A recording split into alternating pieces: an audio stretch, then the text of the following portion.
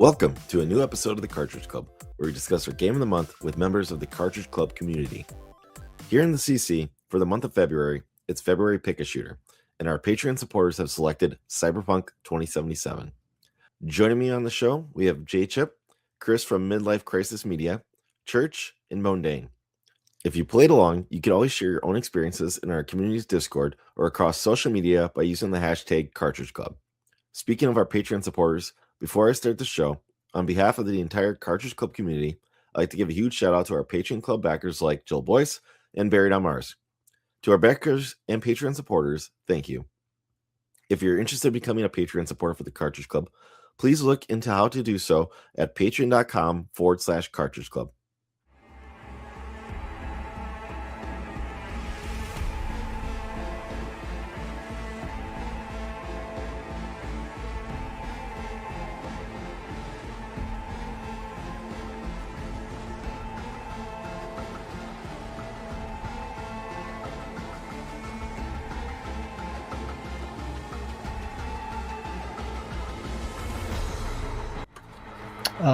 Sure, yeah. So I remember back in my days, I used to check game trailers every single day when I got home from work.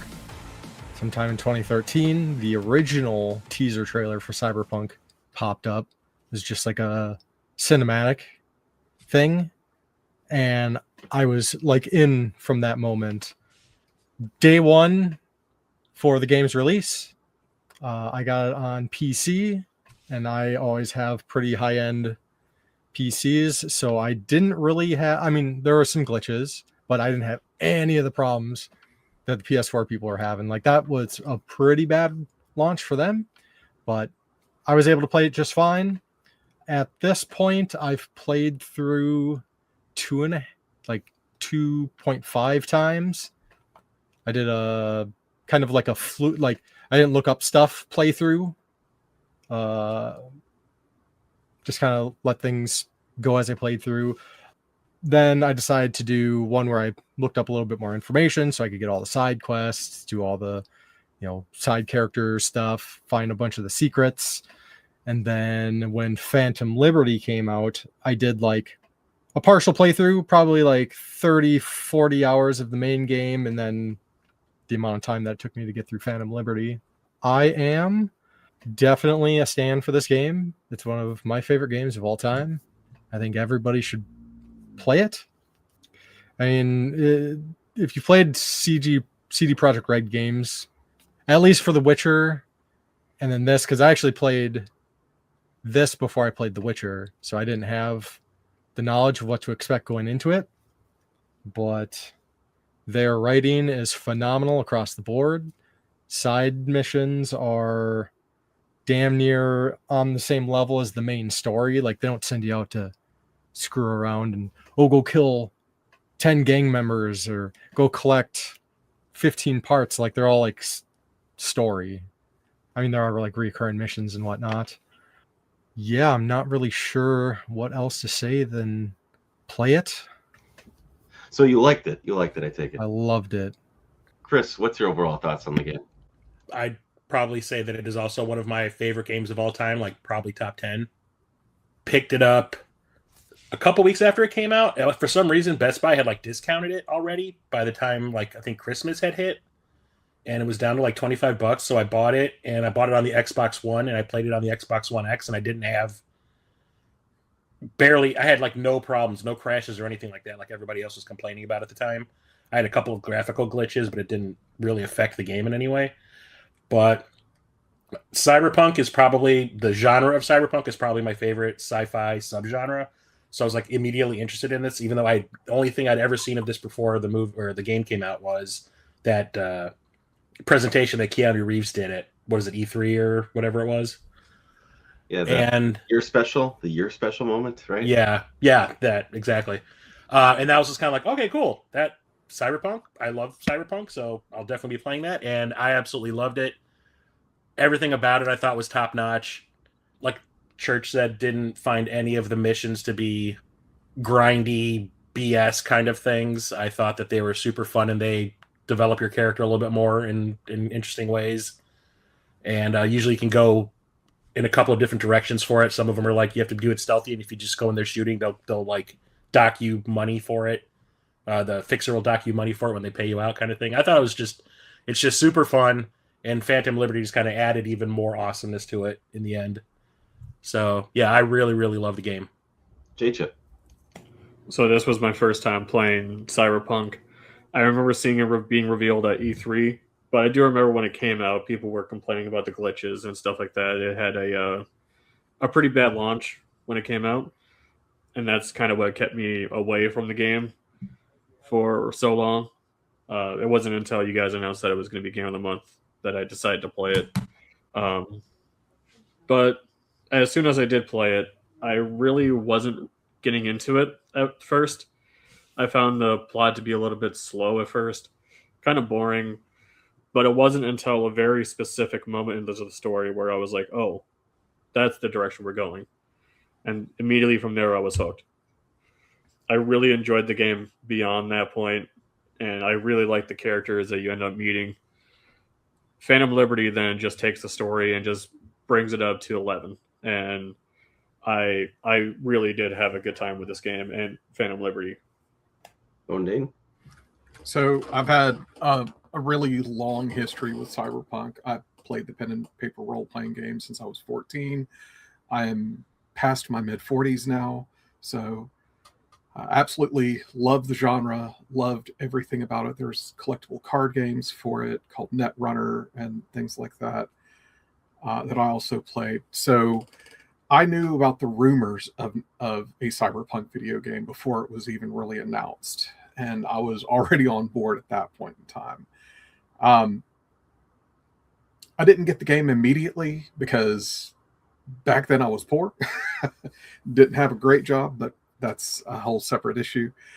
But eventually I picked it up for the PlayStation 4, and I experienced absolutely every bug that you can think of, including one bug that wiped out my PS4 hard drive to the point where I had to reinstall the operating system. I have over 2,000 hours in the game. I've not really looked up any guides. It just everything was kind of experienced naturally. I absolutely love the game. I used to have, well, I still have thanatophobia, meaning a fear of death. And this game actually helped me quite a bit with that. It is absolutely my favorite game, my favorite video game. It means quite a bit to me because it did help me with my thanatophobia and made it where one of my friends who his mother passed, I was able to attend her funeral because the game had helped me work through some of that. So it definitely means a whole lot to me. I love the whole genre. I've reached out for CD Projekt Red multiple times trying to become one of their playtesters for the next one. And the only thing I want to do is immortalize my GM from the pen and paper game who passed away a couple of years back by taking one of his NPCs and putting it in the game as a fixer. CD Projekt Red has done a stellar job with sticking with the source material and making everything feel just right, where it's like just the right amount of shiny future and then gritty future on top of that. The missions, again, they're all in line with what you would get from a normal GM playing the pen and paper role-playing game.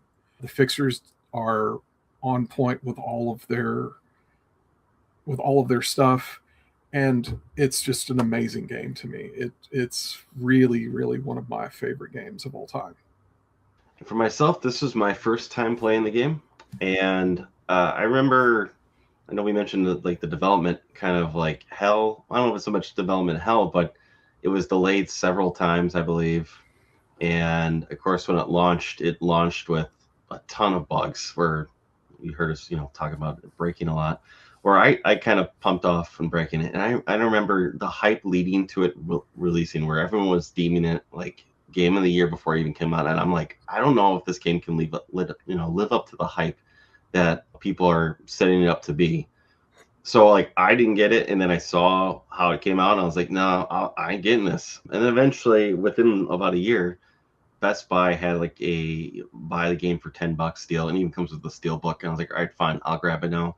I know there's been several patches. I know there's things are still going wrong with it, but I believe the PlayStation 5 was quickly coming around the corner, and they were promising a free PS5 upgrade if you bought the PS4 version. So I snagged it for $10. This version, though, I did not play the PS4 or PS5 version. I played the Xbox version because when they released a complete version of the game, it comes on the PS5 version. It's just the base game and then a code slip for Phantom Liberty, while the Xbox version comes with all 3 discs and the whole game's on all 3 discs. So I lent to buying that version because if I'm going to buy the game, I prefer it to be complete. So I played the Series X version, and before I go any further, I saw Chris playing the game when I came down and visited him a few weeks back, and I think it looks a little bit better on the PS5 than it does on the Series X. Now, I can't speak of, because Chris, you don't have the PS5 Pro, do you? You have the regular one? I had the regular, yeah. Yeah. I think it looked better than my Series X version.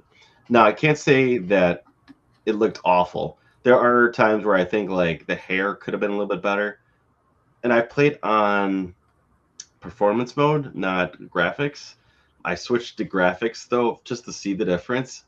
And after playing performance mode, where it locks the game in around 60, I was like, I can't go back. It was really, really bad. Where it was noticeably, I want to say it was probably and this is somebody who loves GoldenEye on the Nintendo 64, where the frame drops, where I usually don't complain about frames or anything like that. It looked like it was broken playing it on graphics mode. So if you're going to play any version, I couldn't imagine how people would play it on the PS4. Sorry, Moandain. It's just You're good. I tried it for about 10 minutes, and I was like, I can't do this, and I switched it back. And after that, like I said, it was smooth sailing for me. I'll agree with JChip here, because I remember, I think I played the opening. The game kind of just starts the game with you, right? Or where you're going, and then you get your missions, and I think that. But the opening title credit banner that you see, I think I didn't see until about 4 or 5 hours into the game, because I'm just like, no, all right, I'm gonna go over here and explore. All right, I'm gonna go over here. Where nothing was gripping me. The story wasn't grabbing me right from the beginning. I'm just like, I got this Jackie guy. He seems kind of like a doofus, but whatever. Maybe I'll do a mission with him later. But let me go over here. Let me go take a look over here, because there's a lot of glowing neon lines that brings my attention over here. So I'm gonna go over here, where I didn't really just even get that story going. I was just I'm exploring, and I'm like, yeah, that's kind of neat. That was kind of neat. And eventually, yeah, that opening title, I'm like, wow, this is where the game's going, huh? I want to say I love the game. I at the time of this recording this morning, I beat Phantom Liberty this morning. And I agree with JChip too. I loved Phantom Liberty. I think I even like that story more than I liked the base story game. And I was talking to a friend about the game this morning too, where just kind of giving my general overall thoughts on the game. And I think, Chris, you kind of touched on this too. This is not a game that suffers from filler, where even all the little side missions, the little specs, here's a gig, here's a little exclamation point or potential job mission here. None of it feels like filler. I put in over 105 hours into the game, and I still got more stuff to do. Where when they told me, oh, call me back tomorrow morning, or call me back in 2 days, I didn't have a problem. I was just, all right, I'm gonna go do more stuff and explore the world here. And I really, really enjoyed the game for that reason alone, where it felt rewarding to do all the little small stuff. And it was all different. Even though some of the missions are all just like, go to this area, kill this guy, there's always a reason for doing that, though, right? It didn't feel tedious. And that's what I really, really enjoyed about the game. Even though I beat the game, I still want to fire it back up, because I know there's still more marks on the board. And I know there's stuff I missed, because when I was putting the outline together, there's stuff on here that, with characters even, I know I haven't run across yet. One of the Chris bought at Midwest Gaming Classic a couple of years ago. I want to say it was about 2 years ago. You bought that replica gun, right? Oh, Skippy, yeah. Skippy, yeah. Right there. I got it too. I didn't get Skippy until about 95 hours into the game. Eventually I just found him. I said I found a spec in an alley, and then you pick it up, and I'm like, oh, here's that gun that Chris mentioned. I tried to avoid looking up as much as possible. I think there was one mission where I could not find like the thing I needed to do to advance the part where I'm like stuck. I can't get out of this mission. I'm stuck in a mission here, and I just had to do a quick like. It was towards the end of the game too. It was one of those ones where I'm like, I'm stuck in a hallway. I don't know what to scan. What am I going to do here? And I had to look it up. But for the most part, I avoided looking up as much as possible because I enjoyed so much just exploring this game and having the time, just like having the time playing. It's too bad there isn't more of the game like story for me to go through here. If I was going to knock anything on the game, and maybe it's just my choices that I've made here, I think the main story is probably the worst part of the game, and I don't mean that in a bad way. But by that I mean I enjoy. I want to say is I just enjoyed doing so much more of the side missions and looking forward to that. Where honestly, I kept pushing that main story just further down. I'm like, nah, I don't want to get to that yet. I'm gonna keep doing this. Or I was so like I said, you get to go to the drive-in. What's up? But you get to go to the drive-in. Oh, I did that. I did that. I gave up my body. Go ahead and use up my body. You know. So. Did you now? Oh, I did. Yeah. But yes, not all my advances were accepted. But anyways, enough of my rambling. What are some like aspects that like stood out for you guys from the game? The acting is phenomenal, and the depth of the writing. Everybody's pretty much chimed in on that part, but even going since after I finished this, like I went and played The Witcher finally, and I mean their pedigree is just, it's phenomenal, and the designs, I mean, looks great. They try to make the world feel like lived in, breathing world.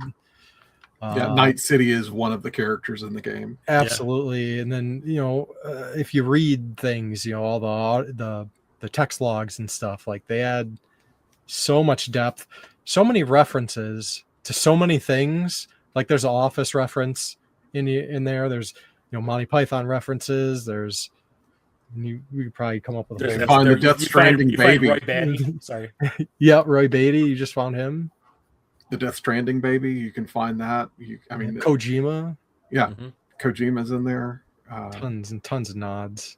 The Akira bike is there. You know, it's a little bit altered, but it's essentially like everyone looks at it and knows exactly what it is. Yeah, one of the characters you see on one of the shards that you find is named Kusanagi. I was like, Goose in the Shell? Goose in the Shell, yeah. Moandain, though, let me ask you. There's Sure. got to be something you didn't like in the game, though, right? Let me give you an example. The freeway system is terrible in this game. I hated the freeway system in this game. But it's fairly That's accurate. why you use fast travel. That's why it's fairly accurate to like the pen and paper game. I did not like the skill chip system. They kind of, the skill system was a little bit meh. Instead of skills being something that it's like, oh, you do this so many times and you get this perk, which I guess that's okay, but it's definitely not like the RPG style skill system. The way that skill chips worked in the pen and paper game was, say, let's just go for lock picking, for instance. You get a level 3 lock picking skill chip. That means you can do it at 3rd level, and that's it. You can't improve upon it, and even if you skill up personally at it, like 2 or 3 skill points, it's not additive. You just match it. And you could go up further naturally and have a 4 in lock picking, and now your skill chip's useless. So there was that.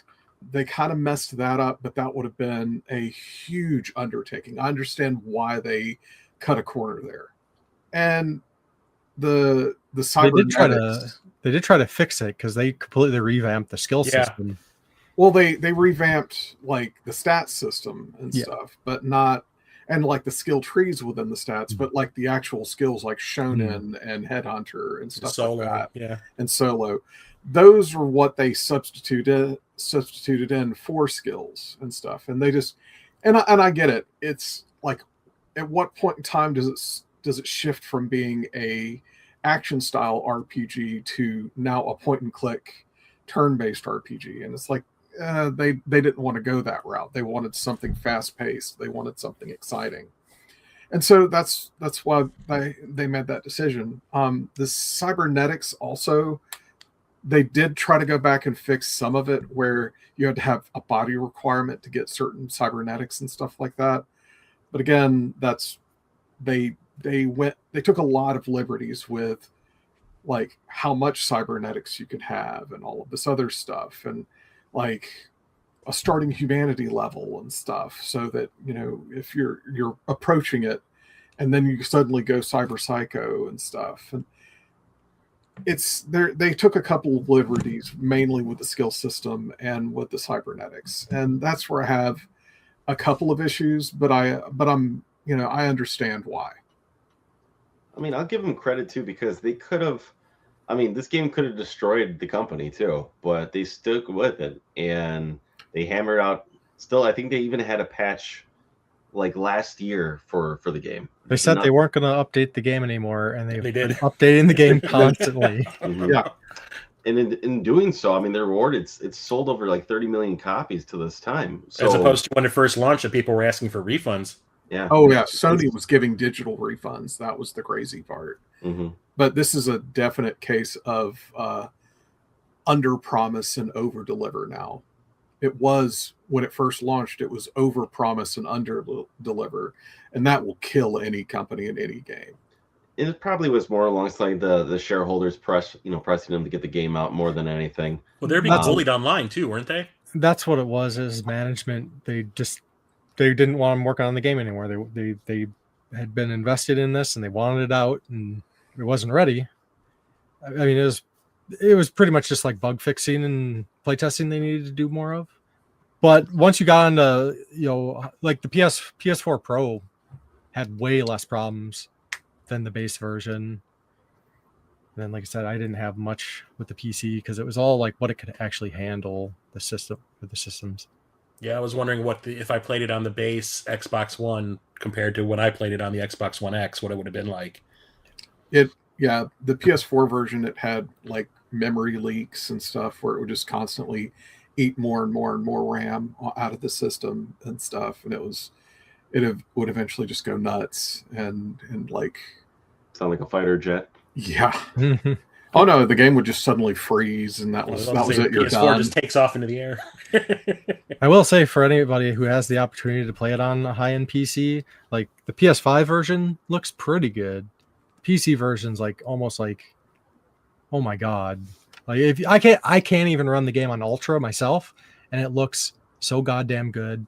Like skin textures, you can see pores, and lighting is amazing, especially with like all the ray tracing and whatnot. It's like the new Crisis when it comes to PC. Like, Well, can you run Cyberpunk? There's something on I haven't Ultra? heard in years. Yeah. Wow. I do wonder what if they didn't have to make this game for like PS4 and Xbox One, what this game probably could have looked like on, because once you have to like establishly base your game for the lower consoles, then you basically have to build the game right on that to build and then build up off of that, right? Mm-hmm. So your lowest tier, your weakest link, and then you have to build on that. In doing the research, they have a planned sequel in effect, working on it right now. Take place in Chicago. So, who knows? This game took forever to come out, right? This is announced in 2013, came out in 2020, I want to say, right? Around that time, yeah. So probably don't expect anything for the modern consoles, right? Probably for the next gen is probably what you're looking at. Hey, learn from your mistakes. Take your time. Yep. Take your time, because this was phenomenal. Switch 2 version, baby. Speaking of the apparently, Switch 2 version, how is the Switch 2 version of Cyberpunk 2077? I would never play it on a Switch. from what I've heard, the Switch 2 version is actually really, really good, and I think it fits the whole game. I think it fits the whole game on. Yeah, the fact that entire game fits on a cart, and instead of like I saw some guy bought it, and he was sitting in his car with his Switch 2, and he's like, "I'm not connected to any internet." Plugged the chip in and loaded it up right away.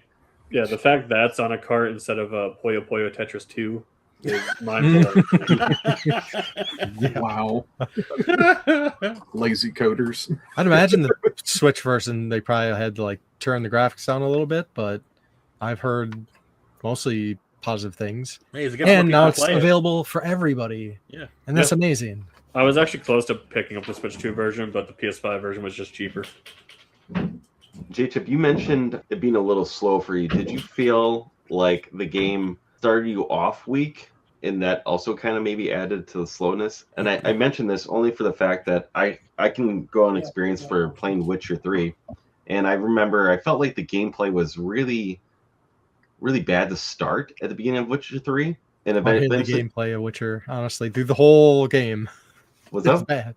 It was all bad for me. for the I just turned it on easy and just like, screw it. I'm just going to hack everything. I didn't even bother with potions or nothing. because like I say, I remember that with Witcher 3, like the sword fighting was terrible, and eventually by like towards the end of the game when I'm fully leveled up, I'm spinning the sword like it's nothing and whatnot, and I felt like, well, I guess another knock I'll have on Cyberpunk is I felt like, and I'm not even fully leveled up yet, and I'm like the Terminator at the moment. Just like I can walk into a general area and not like you can just keep loading rounds of ammunition in me, and I'm like, all right, well, whatever, it's not going to affect me. But to start the game is definitely not the case here. Where there's still more to level up my character, and I would love to see how much further I can keep pushing my V, right? But JChip, did you feel the same exact way, or what was it? Just the story elements were too slow for you? I just felt the story was a little too slow for me. Gotcha. I played as a nomad, so I started that route where I'm heading into Night City, and your car is broken down because it's a piece of junk. Got to go do something to get that done. And I felt that, it's good, but like I'm not sinking my teeth into this, you know what I mean?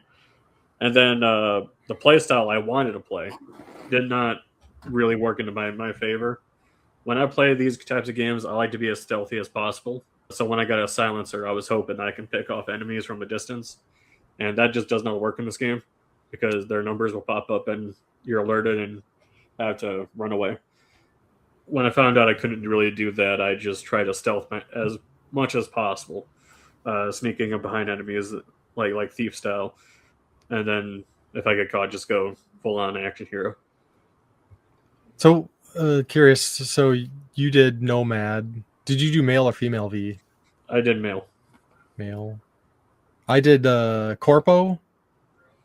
All three of my playthroughs. Like, I don't know, something about Corpo just like the whole like. I think I've played all three, and I think Corpo has the most interesting opening. You're right. Yeah. So if And I I was did going female to, V. Yeah. if I was going to suggest for a new player, I would suggest their first playthrough is Street Kid, their second playthrough is Nomad, and their third playthrough is Corpo. It just, there's difficulty in story and various missions and stuff like that. And by the time you hit Corpo, you understand the world enough to be able to make decisions where you walk up to a guy and intimidate him to let you in, as opposed to go in guns blazing. So you've played all. Do you generally like the male or female V? Usually male V. If I want like a good nostalgic run, it's Nomad male V, to do the whole cowboy riding off into the sunset kind of thing. So what size crank did you go with?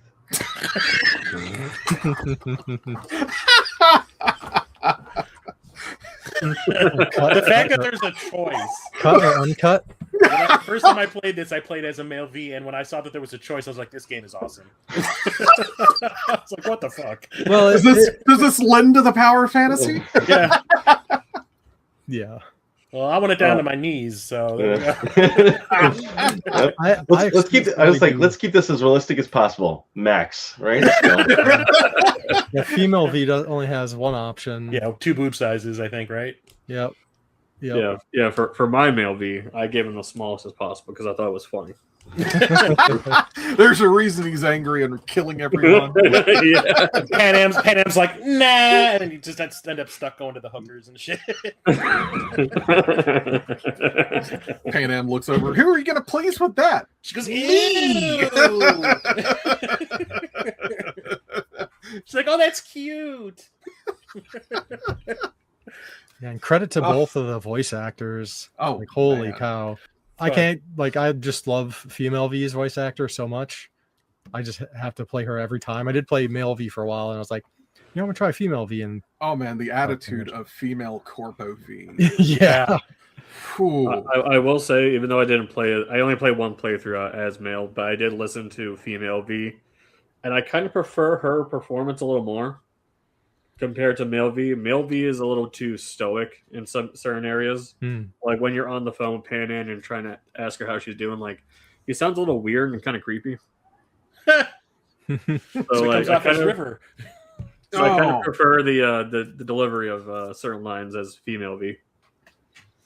I did notice a bunch of discrepancies with her voice acting this playthrough, because I guess there was like a lot of redubs that they did, and she doesn't quite do the voice the same way in those. In Phantom Liberty, yeah, brought it back in. It's just slightly off. Yeah, it's like, is that even her? Church, you mostly go with female V. So who do you romance then? Because you have plenty of romance options. In this game. Judy all the way.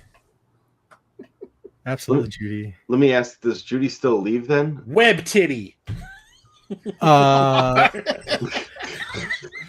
Down with the tats, huh? Initially, I'm trying to remember because I think they fixed in the male V story. She leaves. At least for me, she did. No, they did some updating with like the endings where you can have her just like, I think she just hangs out in Night City, but I didn't stick around to find out because I took off with Pan Am. Yeah, in my story, she went to like Seattle to visit her like grandparents or something like that. Yeah, I remember like when I got done with Judy's missions, we went diving, and then she was like, "Hey, I'm going to Arizona or something like that." Oh yeah, that's right. Or not in Arizona. She's going to Seattle. And the diving go hang out in Shadowrun. So cool. Yeah. I remember my male V gave her a compliment, and she's like, "Not cool, V." I was already set on Pan Am, so I was like, I'm gonna friend zone her if she tries anything. Yeah. I mean, since it was an option, I was like, sure, why not, right? Let's see what the response is. You can always say no. She's no. Wrong equipment. Yeah. Pan Am's annoying with female V because like she still like it feels like she's coming on to you. Yeah. And then you just if you make any kind of a move toward her, she's just kind of like, the fuck? Chris, who'd you go with for your romance? Which playthrough are we talking about? Let's just say, what's your favorite if you're gonna of all your playthroughs? So I played through romance? Once as male, twice in the last two times it was female. I go with Judy. I found it this time, this playthrough for the podcast. I was like, I'm gonna fuck with River as much as I possibly can, and then blue ball him. And I totally did. But I just like Judy as a character. I think she's really interesting.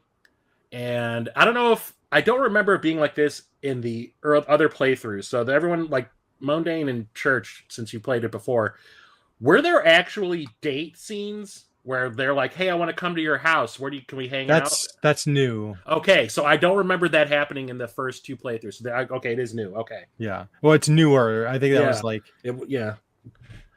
So that's interesting. Updated within the last year. They're like, "Hey, you want to hang out? And sure, come to my house and we'll take a shower together, so I can see your web boob." You know. Yeah. So yeah, I go with Judy. I just think that she's like a really fun, interesting character, and that mission with her, where you go underwater through that like lost, flooded city, I think is just one of the coolest things in games. Yeah, that to me that kind of added to the world. Like, yeah, it's just fantastic. There's shit under here that hasn't been discovered yet. Like, that's kind of cool. Yeah. Speaking of romance options, what did you think of Carrie and his missions? Oh my god, those are so good. See, JChip asked me about that. Should I do his missions? And I was like, yes. Carrie's stuff is one of the best. At first, so I was like, J-pop group, come on. So I got a funny story about the K-pop group. At first, I wasn't really vibing with Carrie. I thought he was kind of an asshole, and I messaged Chris. I was like, "Is his path even worth it?" And he's like, "Yes, absolutely." And then I went on to do it, and I thought his final mission was just so epic. Yeah. But speaking of the K-pop group, so this is where I did a little bit of a dum-dum on my part. So there was a mission involving a stalker. No. Yep. I didn't see the stalker right in front of me. And he killed the blue hair girl. Oh no. Suddenly, the redhead girl is right behind me, and she's like, "How could you do this?" And I'm like, "Sorry." And then she tries to kill me, so I killed her. Yep. And then, that was the end of that group. Yeah. That's the one where it's like on a bridge, right? Yeah. Yeah. I see that happened to me where I missed the stalker. I didn't realize they were on the bridge. I was like combing the middle level of the area you're walking around. So I did a quick reload of a couple loads back, just so I'd restart the mission.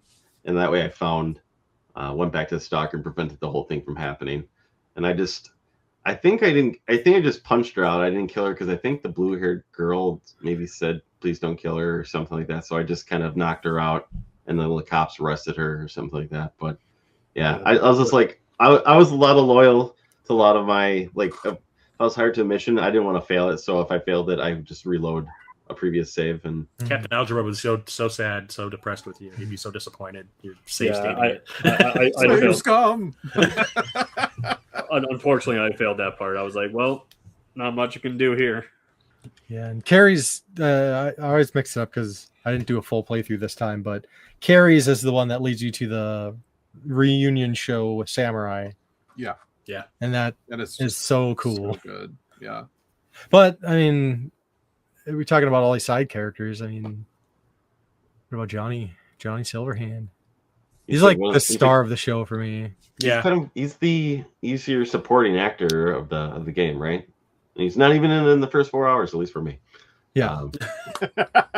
Well, I found an exploit where you could get him into the story before you've even had the chip in your head. Oh, no. So, Church, you think he's the best part of the game, or so is he your favorite? He's your favorite character of the game, or what's? Yeah. I mean, I'm a big fan of Keanu Reeves, always has been, and I just like his character. I mean, all the characters have character arcs, which is, another one of the things about the phenomenal writing. But he like it takes him a long time to warm up to V. He's still always got that like rebel attitude, and him and V become more like camaraderie, like talking trash to each other, but at the same time, like the respect builds to the point where you can go on a roller coaster with each other, and you actually get to see Johnny Silverhand smile, big smiles. If you do the auto drive in some of the cars, he'll show up next to you and stuff, and you can like see him in the car riding. Just hangs out. Yeah. That happened to me a couple times where he just like pops up and he's just kind of like, now this. Yeah, that wasn't in the original release, so that came later. Yeah, especially when you have his car, when you find his car in the crate. His Porsche. He's so happy. I'll say this: I feel like they kept on trying to like set it up for him to be like more of an asshole, like in the game, at least for like they kept on like trying to make it, and I'm like, that isn't like how we've been buddying basically, where it seems like, and I know it probably leads to one of the choices, it's like one of the 3 choice endings you can select from, maybe more along the line if that's what you want to go with. But like some of the options, like no, this isn't how like we've been bonding, and I'm not selecting fuck you, or whatever, like, you're an asshole, Johnny. I'm like, why? He's not being an asshole in this discussion here. Why would I call him such a thing? But that's your choice, right? Made that easier. Yeah. Yeah, it's weird. Having Some the of the voice correct choices. backstory. This is true. I played a street kid, so I'm from the streets, so I could relate to Johnny, I guess. Yeah, like there's just a few things, and maybe it's just with my character or whatever. It's just a beat path that it doesn't fit my character, so you just don't select it, right? But does anyone have any other characters they really liked in the game aside from Johnny? River. I mean, all the like companion characters are fantastic. Yeah. Of all things, Mr. Hands. Mr. Hands is awesome. Yeah. He's my favorite fixer. Every time I play through, I might skip other fixers or skip some of their missions and stuff. I always do absolutely everything for Mr. Hands. I love how they present him too, where like his first few calls, he's like in the shadows, and they make him out to be really mysterious. And you go see him, and he's kind of a dorky looking guy with that weird beard. and all that. And then from then on, he's always showing his face to you. But I just like the way he's always super chill. Mm-hmm. Yeah. Yeah. But yeah, he's probably my favorite fixer too. I ended up really liking Jackie for a bit. I thought he was kind of cool. Jackie's and then, awesome. and then when this game came out 6 years ago, so spoilers. When that thing happened, when that thing happened to him, I was like, damn, I actually kind of like this guy. I kind of feel bad here. It doesn't make it out of the first act. Yeah. And he ain't coming back in your brain either. So here's a question. So when I played through this as a corpo in my second playthrough, there's a whole thing where you have like a funeral for Jackie at the bar that his mom owns. It's a side mission. Yeah. Nothing to do with being corpo. Yeah, okay, because I never got it as. And I'm it playing as a depends on nomad. where you send his body. Yeah. I did that as a nomad. I went to his funeral as well. See, I played as this current playthrough. I was a nomad, and I did not get that mission. Now you're saying that it's probably where I sent the body off. So It is where that you makes send the sense body. now. If you send the body to the family, you get the funeral. If you dump the body, I forget what happens. One of the options, like Arasaka gets the body. Yeah, that's And what that's happened a with me. whole thing. And Where I let the Delamain. It's dark. it's I let very the dark body and away. almost traumatic. Yeah. Speaking of his family, I actually kind of liked his family too. I thought Christy was a really cool character, and I wish she was involved more outside of you finding her tarot cards. Misty? Yeah, Misty. Now there is something that happens in Phantom Liberty that I really liked that involves Misty, but Shout out to Erica Lindbeck, the voice actor. She's awesome. Yeah. my favorite character's got to be Pan Am, though. Oh, Yeah. God. Yeah, she's my Pan Am, favorite. aka dead ass. Yeah, she's Can my I come favorite over? love interest. Sure, why not? Anytime. Let's have a dance party. It was so funny Oh, because I'd be doing something like death defying in my previous mission. She was like, "Hey, can I come over?" I'm like, "You know what? Sure, why not?"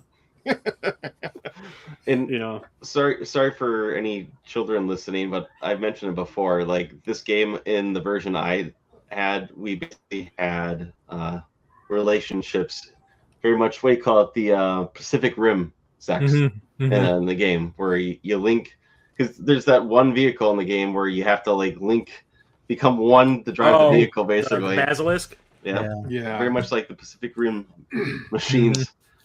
And then she gets the wonderful idea, and I'm like, I'm for it. Let's do it. Oh, yeah. So Hey, you planted that idea in her head. You know it. I mean, when I saw that scene, I was like, "Damn, this is going places I didn't expect in a video game." Yeah, like the scene between Judy and female V when they finally consummate is pretty intense. those And I was, Polacks know what they're doing here. because my player had a short member, I was really hoping that she'd make a joke about it. She goes, "Oh, look, a baby arm." Can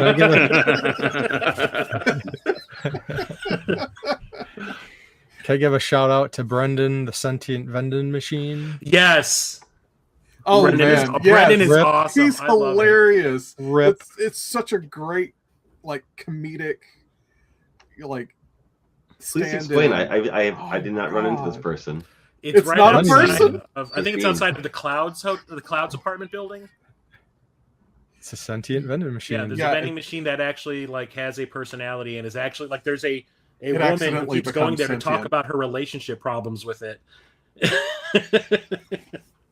And of course, so many of the side missions, everything's very gray, bleak in this world. He's a ray of sunshine.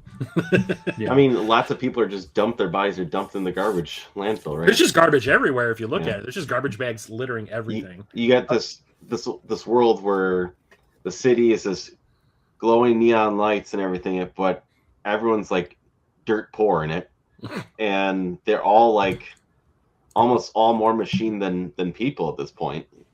The landfills that you see on the outside of town are just it's kind of like if you ever look at the landfills for tech landfills that are just full of broken computer parts and whatnot, and there's Johnny Silverhand's body, and that's where your body was, and Sean. yeah.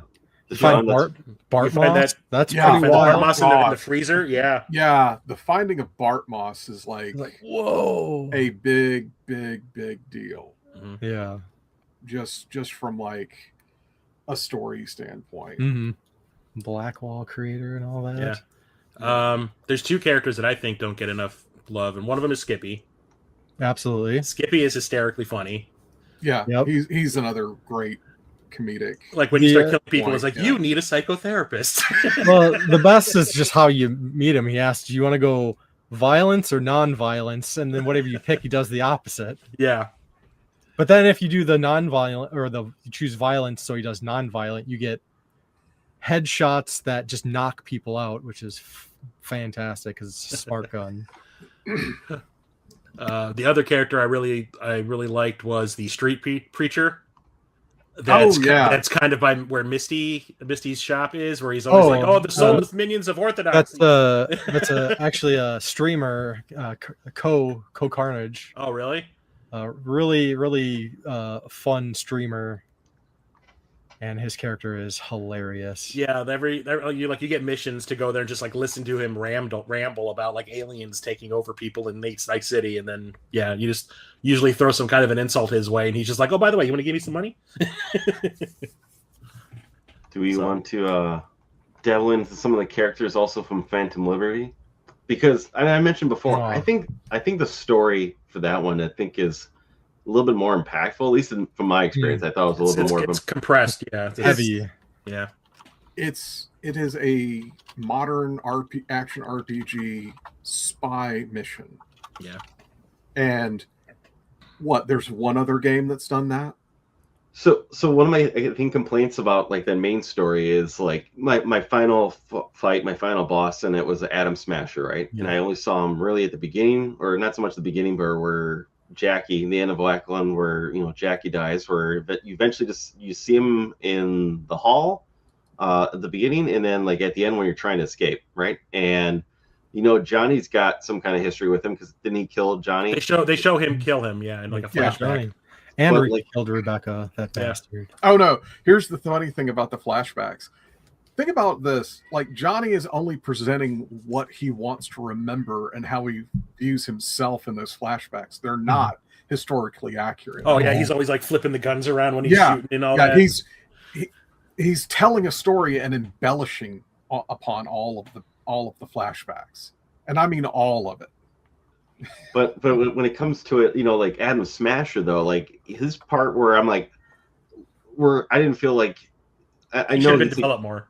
There could have been more with him. It could have been more with him, right? I mean, he was the boogeyman. Yeah, I get that. Yeah, but he was just it would have been cool to run into him a few times during the course of the game. He's just an attack dog in the end. Yeah, but so you don't even really deal with the mission for the final mission. I didn't even deal with the family so much, right? One of the main beats of the Arasaka family, right? I don't want to cover so much of the story because a lot of this game is kind of choose your own adventure kind of thing. And if I say this is the story, it's probably going to be different for you based on your decisions here. But there are a couple beats that I think everyone generally experiences, right? One of the things that leads to getting Johnny Silverhand to be a part of your conscious is like the opening heist, where essentially you get this. What's the weapon called?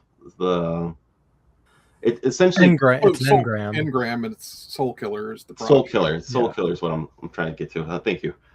But you witness the one guy kill his father, right, the head of the family, and because you were watching it behind a see-through mirror, right? The TV screen, yeah. So and then you escape the heist and whatnot, and then your friend Jackie, unfortunately, eats a bullet.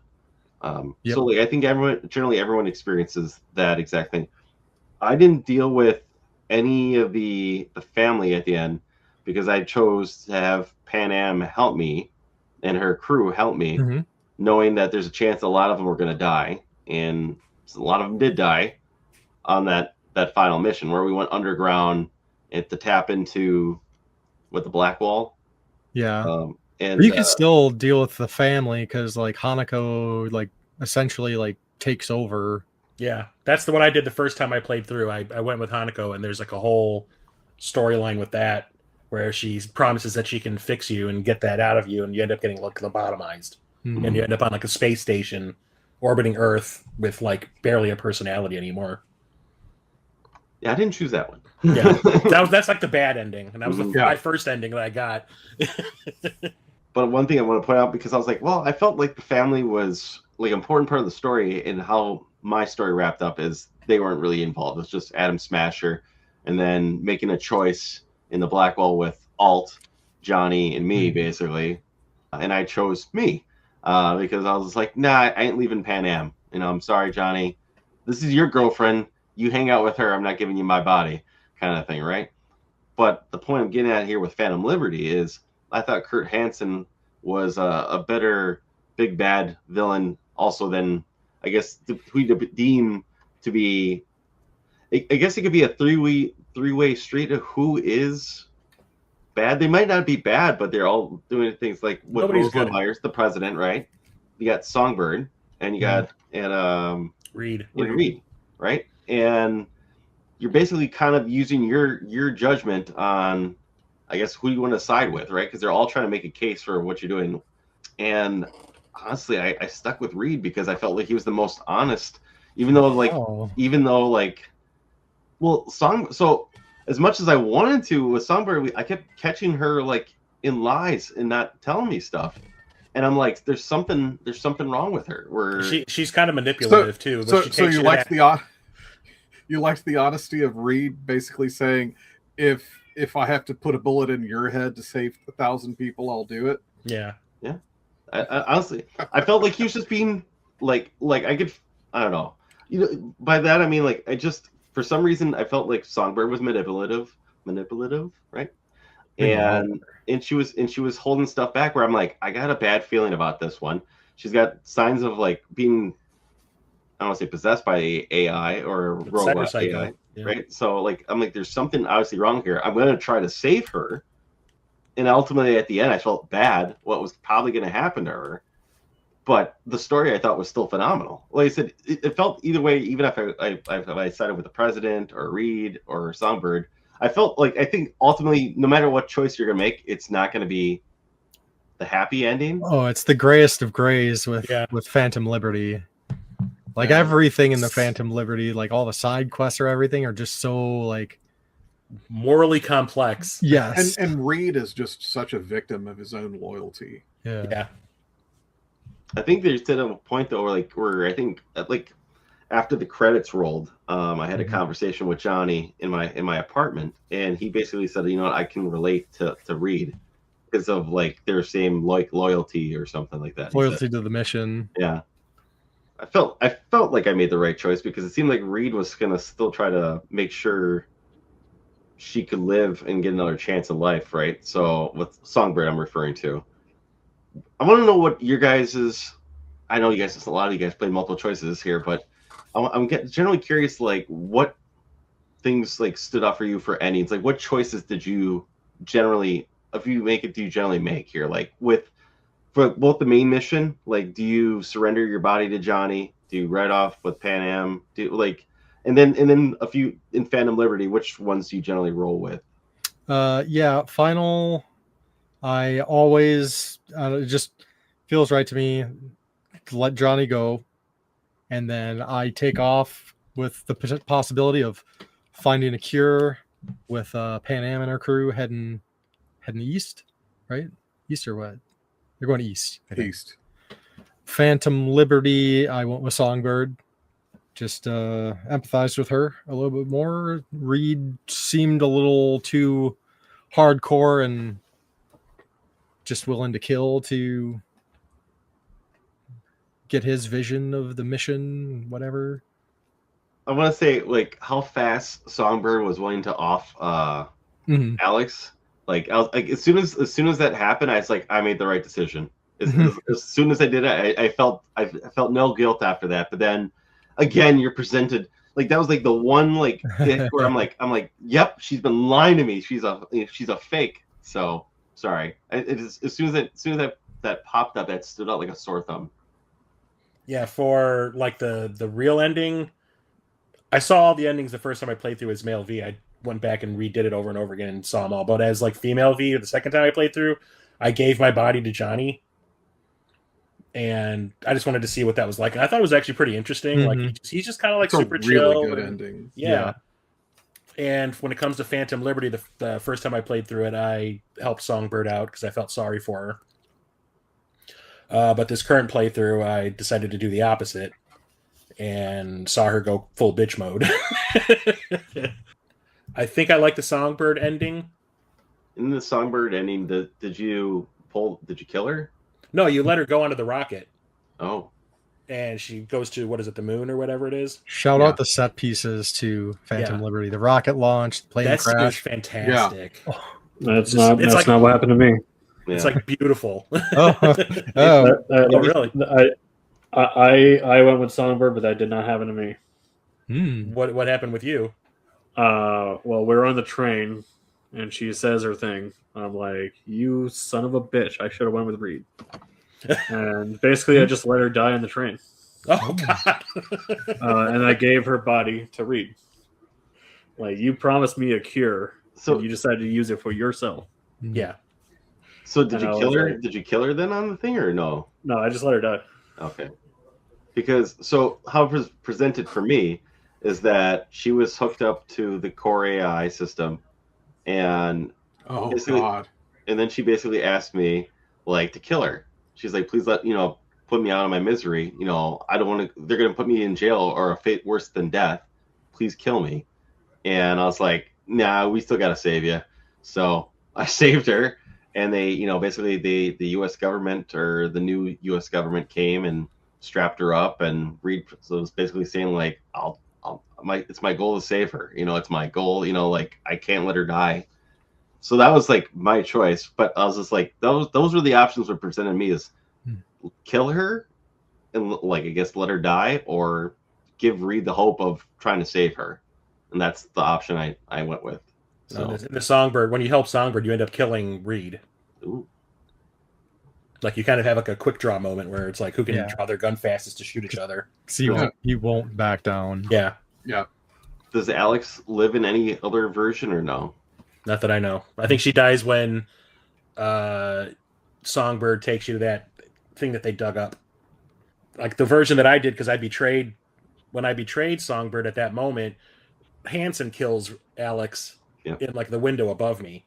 Yeah, he slams her against like the window and Yeah. shoots her, and just chokes her out. But yeah, that was an interesting mission where you reface, come with these two, The hackers. they're two hacker twins or something like that. Mhm. Yeah, that was Yeah. an interesting one. They're I am hungover. Yeah. Yeah. Yeah. Let's see. I've seen every ending, every possible ending. My favorite one for the main story is when you give your body to V, just because the way that everything is set up to where it's like you can try to hold on to your body, but it's kind of hopeless.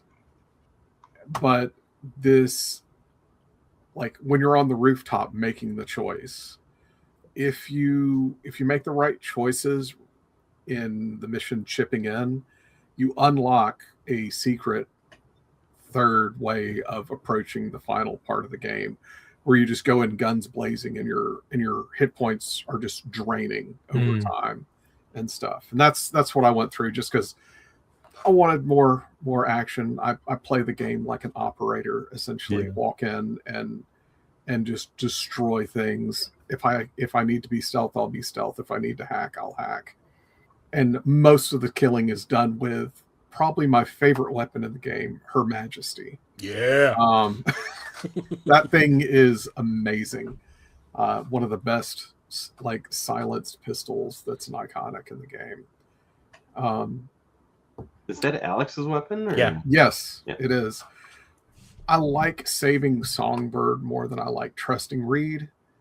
It's just Songbird is a victim of her circumstance. She lies a lot because she's scared, but she's also like a 2-year-old playing with a tac nuke, because she's literally poking holes in the black wall.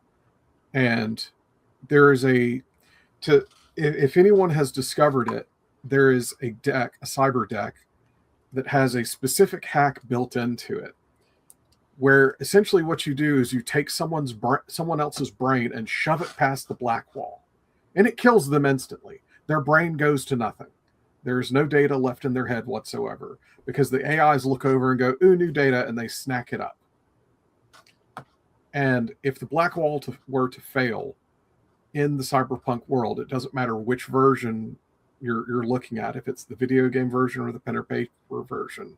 If the black wall fails, the AIs will come along, and since they have no morality and they don't think human or anything like that, any person that has a neural link will die almost instantly. And that's 90% of the planet. So, and she's sitting here poking holes in it. Hmm. So let me ask real quick. Is Alt like, because she lives in the net, right? Or is it Beyond the black wall? She lives beyond the black wall. She's like an AI now. Yeah. So Alt, and if everyone's curious, she's Johnny's ex-girlfriend, and she was kidnapped. Essentially, what kind of like led to Johnny being like his final mission, what happened to him.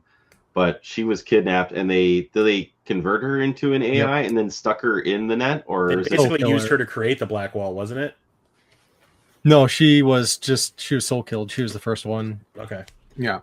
But essentially, like, I guess And she escaped. It's essentially what keeps her, like, because like Johnny is not, well, his body is dead, but he's still like alive because of this soul killer project, right? Yeah. Like, it's essentially his conscious that's keeping him alive, and her conscious is stuck in the net, right? If I'm understanding this correctly. Well, so what she did was she was pulled off and stored in Arasaka. She built up her skills and her power and her ability to maintain herself until she was strong enough to exist outside of Arasaka, and then she fled from being recaptured to go behind the black wall.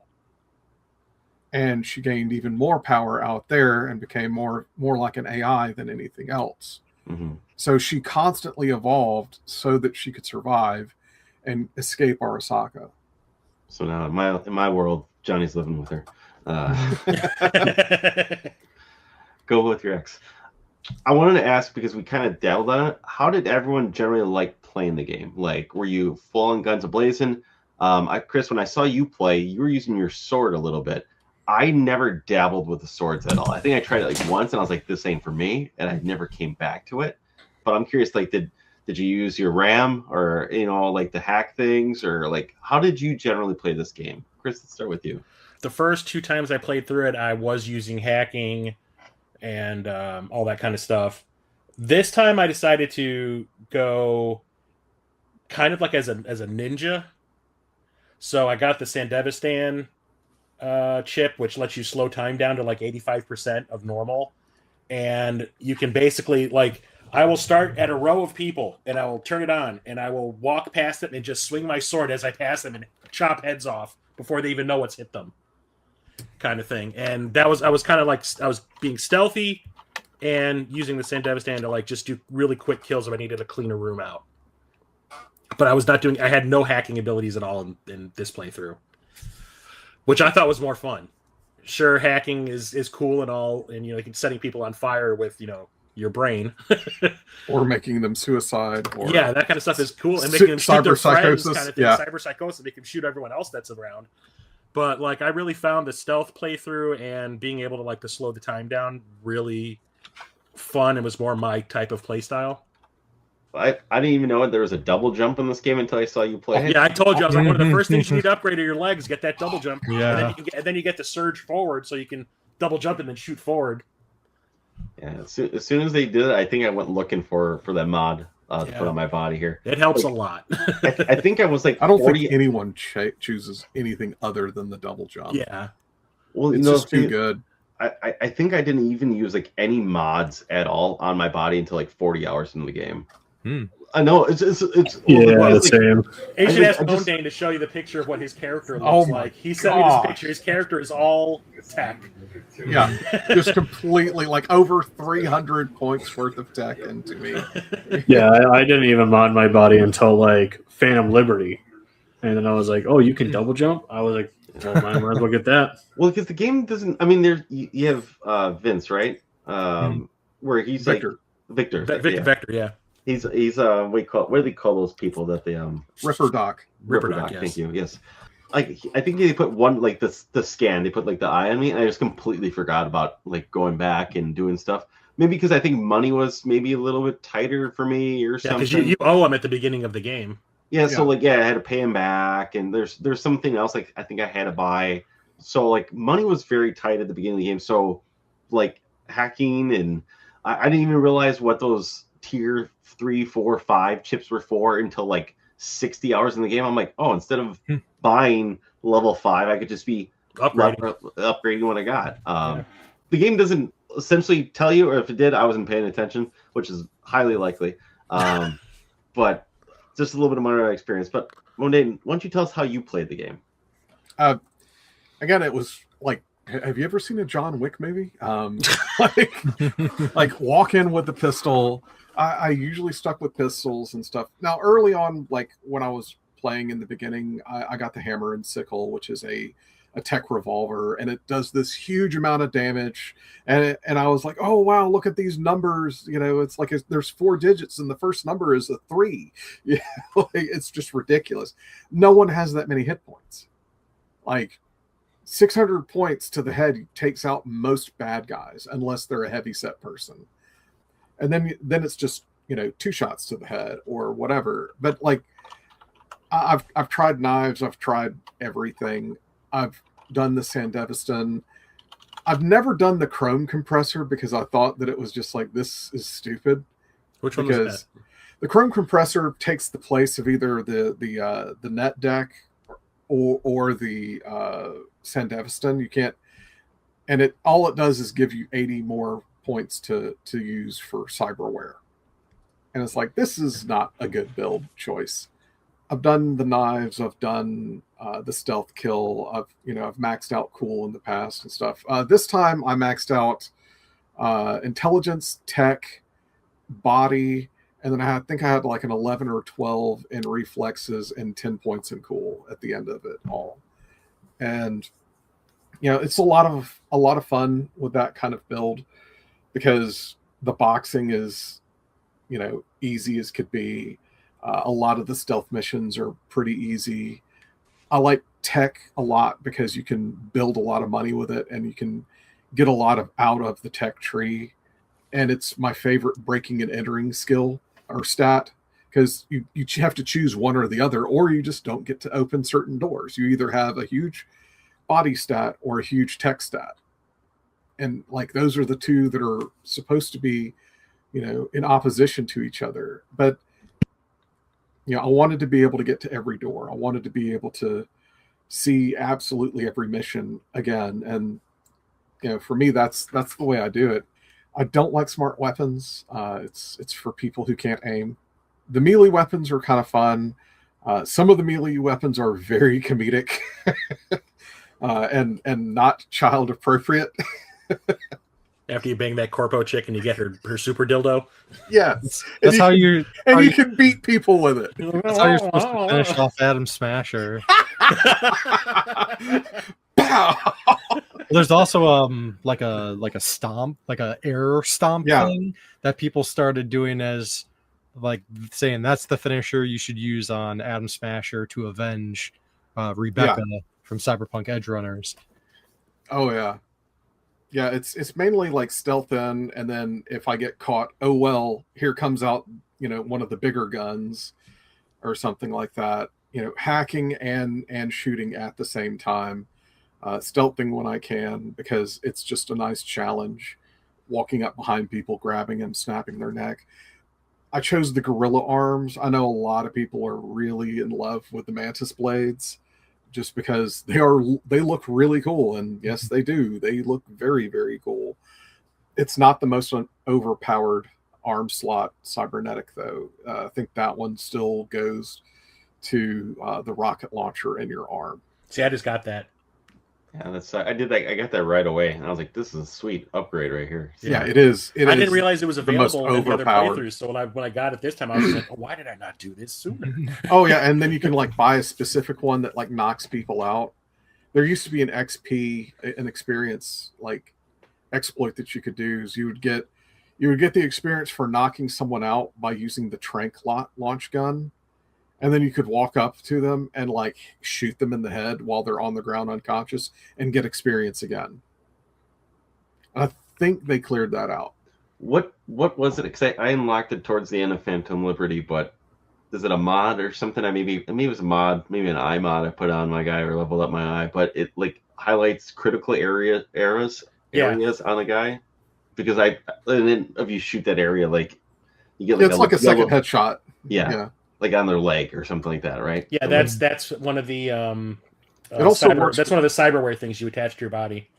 It's also really useful during the boxing matches too, because if you punch that area and stuff, they take a lot of damage and they'll fall over. Like I did that to the last final boss in the boxing matches, and he lasted less than 3 seconds. And that boxing match is supposed to be very difficult. Oh, I had no problem with that with my build. Yeah, but the guy with the grenade nose is funny as hell, though. Oh, if you punch him in the nose, his head explodes. Yeah. Oh my god. Oh, jeez. Oh no! Oh no! I would just like every time I've gone to that match in the other 2 playthroughs, I would just walk up to him, just boom, and then oh god, what's happening? It's jeez. JChip, how did you play the game? So I played pretty normally. I played stealthily. I like to sneak up behind the enemies and stealth kill them. When I got like a shotgun or something like that, I went guns blazing. But until I got Gianni's pistol, I was like, you know what? This is my main gun. And I just shot everybody's head off. It was pretty badass. And then I would use a sword when I was like in like, if there wasn't too many people there, I would just slice them up because you could. Yeah, that's really just how I played. Is one side stealthy. Sometimes I would just go full on action hero. Yeah, I agree with you. As soon as I got Johnny's pistol, like that's like the gun I almost main use because the reload is fast and fun to look at, and it does a lot of damage. Yeah, I use that gun a lot, and I think I made an emphasis to use it a lot against Adam Smasher too, because I figured if I'm getting revenge for Johnny, I'm gonna have him use his weapon for it. So, Church, how did you play the game? So, my first playthrough kind of showed me how everything worked and where everything was. So like I kind of feel like my second playthrough and my Phantom Liberty playthrough are like that's my real playthrough. So I'm a big fan of stealth. I love Metal Gear, so I was like, hey, I get to stealth in this too. So I go straight for Skippy, get him on non-lethal until I get the I don't exactly remember where to find it. The Commandant pistol, which if you stack your skills, you'll do like 1,000,000 damage. Just you can shoot through walls and stuff, and just blow off people's heads. So when I'll stealth, then when everything goes to shit, then I'll pull that out and just nuke everybody. And then eventually, when you're doing I think it's when you finish up Pan Am's quest line, Saul gives you his sniper rifle, which is scoped. I forget what kind of rifle it is. Power, but it's a big power. Yeah, and that another one. So it's silent, and you can shoot through walls with it, and it's so good. So then I'll kind of go between those three, depending on. Well, I give up. I'll give up Skippy for the mission that he's in. So can you switch between Skippy's kill styles too, or once you lock? Okay, so once you choose the choice, you're locked into that one. So. Locked in. Yeah, until the story thing progresses and he decides to flip the other direction. Yeah. Yeah, if you do get so many kills, or I think it's like 50 kills. Yeah. That's when his like quest line unlocks. Yep. Interesting. I didn't get that. But I didn't give him back. I actually put him on my wall in my stash. Yeah. The thing about it, the way you get Skippy was in a side mission, right? And I think in that side mission, when you get it, I think you make a comment to Skippy like, it looks like your previous owner killed himself, kind of thing too. And he's like, it gives us, so he was basically just like a pick up a little side mission you see on the side of the road. It's like an alleyway, but that wasn't a side mission that stuck out to me. And I'm curious about what everyone's you got to have a side mission that you love or sticks out to you. I'll mention one that I think goes pretty dark. The one where the guy running for mayor is like brainwashed. Like that one, that Jefferson mission. Peralez. Yeah. And you got a choice with that one too. You can either do what his wife asks and lie to him, or you can tell him the truth. I lied to him. I figured his wife hired me for the mission.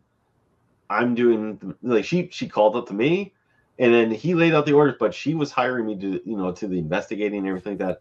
Now I've missed some key facts in there too. Like I watched a recap about that one here before started here. Like there's parts where she's telling the story and it's wrong, or like she's mentioned like, oh, there's blue roses at her wedding. If you find the picture on like the counter of their bed, it's red roses, right? Controlled. But they're being controlled, and there's a point before you even go to them where you get a call, and they basically tell you like, "Hey, we're watching you. Yeah, back off. Yeah, back off." We're playing. It's like the real people in charge of the city are giving you like a heads up, but it's kind of like a brainwashing. There's a part where she mentions we tried to go to his brother's funeral, and he was claiming he was an only child, or he's been kind of compromised. That mission you're talking about has, I don't know about the one where you don't tell him the truth, but the one where you tell him the truth, one of the final meetings, when you meet up with him to kind of like talk about it, in the background on a balcony is this like shadowy figure that you can see a few times throughout the game, Mr. Blue Eyes. Mr. Blue Eyes, yes. And it's like, ooh, he's another boogeyman. Like the boogeyman. Like you could spot him a few times in the game, and I think there might be a text log, but there's a lot of like speculation, and there's been a bunch of like ARGs with Cyberpunk that I don't know if they figured everything out yet. Could be connections, but it's good. I imagine that's where the second game's going to go. JChip, what any side missions stand out for you? I really like the side missions where the tax service company Delamain. You're trying to get all the cars back in service because they're all crapped out and just weird. And then I didn't realize how dark some of those cars would go. Like there's one that's like about to drive off a ledge, being like, I'm gonna kill myself. And I'm like, man, I didn't really expect to have an emotional conversation with a car in a game. Well, and you get the bonus, the Ellen McLean from Portal doing her GLaDOS. Yep. Yeah. Those were fun. There was another one where Lizzie, the chromed out girl, Lizzie Wizzy. there was a situation where like there was this one dude that ends up dead in her apartment, and I'm like, whoa. And Yeah, she's like, can you help? She's like, can you help me? And I was like, listen, this is on you. I did not kill him. You can do it yourself. And I walked away. Never saw her again. There's a payoff to that in Phantom Liberty. Oh, is there? Yeah. So if you actually do get rid of the body for her and don't judge her on what she did, when she does the concert in Dogtown, if you do the mission where you scan the two hackers at that table, at the roulette table, once you finish that, you go to the bar that's at the front. She's standing there, and she actually will give you her big crazy BD headset. Oh, and it's that's why am I drawing a blank now? Her name, the real person that plays Lizzie Wizzy. She was Elon Musk's ex-wife. Which one? It's like one word or one name. Just look it up on YouTube. Grimes. There we go. Grimes, yes. Yeah. Grimes was married to Elon Musk. Gross. Yeah. Did she name her kid Beep Boop Beep? Well, there's speculation that the song that she does in Phantom Liberty is like pointed at Elon Musk. Mm-hmm. Interesting. Anyways, Moandain, what side missions stick out for you or that you love? I liked any of the side missions where it was multiple paths to victory. I didn't have to go in and go guns blazing. Like, stealing from the Valentinos, or, stealing this van, and all you have to do is get the van out. You don't even have to kill everyone.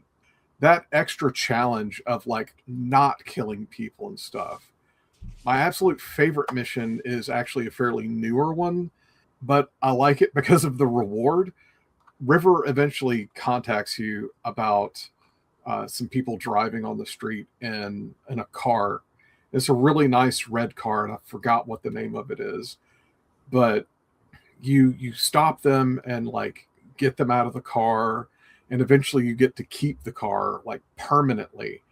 And it is probably the fastest street car and probably one of the best cars in the game.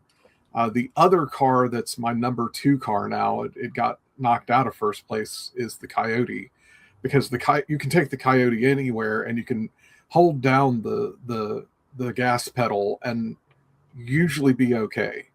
I had some issues with it on this playthrough because most of my playthrough was on the PlayStation Portal. And once I realized that there was enough lag to screw up my driving, I decided, okay, I'm going to actually, anything that I need to do, like any of the combat races or the racing for money or anything like that, I'm going to come downstairs and play on the television and stuff. I'm a big fan of multiple paths to victory. It is a great concept that just the flexibility that you can have within the game to be able to do stuff like that's just so much fun. Chris, I know there was a side mission that you showed me when I came down and visited you. Which car one was that? related. Batman. Oh, Muckman. Muckman. Muckman. Yeah. But was that like a highlight for you, or was there? No. That's fine. Sure. I was just trying to help him find the car. I did. Well, That's it turns awesome. out you have to do a specific mission in order to unlock that being there. So I do have it now. I did it on stream last week. No, I really like that Delamain mission that JChip was talking about. So in my previous playthroughs, when I would get that mission, I would never have my intelligence leveled up to a point where, when you were given the option of either resetting Delamain's mainframe or integrating all the separate personalities into him, I would always have to reset it. So with this playthrough, I was just kind of like, oh, I want to see how that plays out if I go the opposite way. So I ended up respecking myself, which I only realized you could do once in the game, and that's it. So I respec myself, so I had a 20 in intelligence, so I could reintegrate all the personalities. I'm like, okay, that's cool. I'll just respec myself the other way now, back to where I was before. Nope. So yeah, that kind of screwed me a little bit. But I like that one a lot. I like the different personalities of the the misbehaving children, I think Delamain calls them. I also like the Claire racing missions. I think that it's really kind of interesting that she's trying to avenge like her husband's death. And then that choice you're given when you finally knock that guy who she thinks killed her husband off the road, and you're like, do you kill him or do you let him go? I was like, that's one of those moral choices that I really liked. I killed him. That's what I was. My other playthroughs, I killed him. This time I let him go. I was hired to do that. So that's kind of what my philosophy for the game was. If I was hired to do it for the mission, that's what I did. Yeah. Today, this current playthrough, I was trying to do the opposite of what I always would do, just to see what would happen. So this time I let him go. But I ended up talking her down to the point where she's kind of like, okay, I forgive you. Like, I see your point.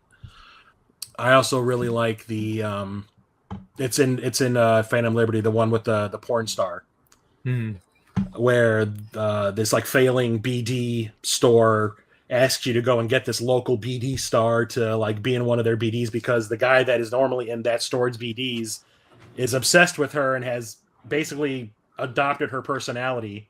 Oh yeah, I remember. I know what you're talking about. Yeah, because he messed up on something when he was doing editing a BD. Yeah, basically his personality got overwritten with the girl's personality, so he's acting and dressing like her and all that. So you have to go and hire her to come and do this BD, and then you have the guy that's pretending to be her and the real girl fighting on set, and you have to act like a director. And I just thought that was really fun. I was like, this is totally different from any other mission in this game. Yeah. So you're basically giving them stage directions as to what you do, and then you end up becoming almost like a psychotherapist in the process and talk them through things. It's really cool. Church. So by far my favorites are the main, Johnny Silverhand's basically quest line, Carrie's, Judy's, Pan Am's, Rivers. I'm not a big fan of River, but his quest line was really cool. I think It's we gross. mentioned most of the ones that I put on my list, but one that's really messed up, but I think was kind of interesting because they went so hard with it, was this quest called Dirty Biz, which is about a father and son duo who are like kidnapping children and doing things to them and recording XBDs, and that was gross. I thought that was Terminated with extreme prejudice. I have no problem shooting both those guys in the head. And then I shot the son first. Yeah, same. One that I think is just neat for those who were aware of that original teaser trailer that released back in 2013.